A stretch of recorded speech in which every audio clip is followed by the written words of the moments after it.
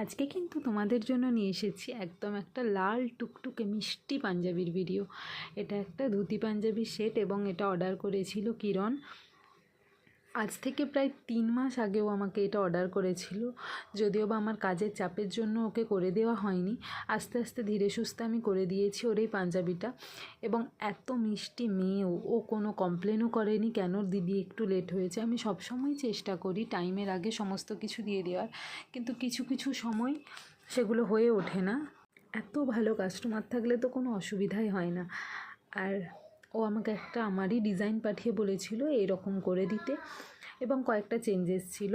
তো আমি তখন ওকে বলেছিলাম ওই রকম সেম করব না, কিছুটা আমার মতো করে ডিজাইন নতুনত্ব একটু কিছুটা এনে করে দেবো।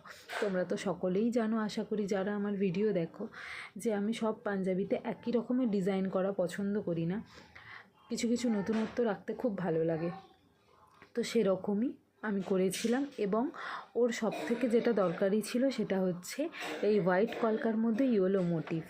তো দেখো, এই যাচ্ছে পাঞ্জাবিটার ফুল লুকস।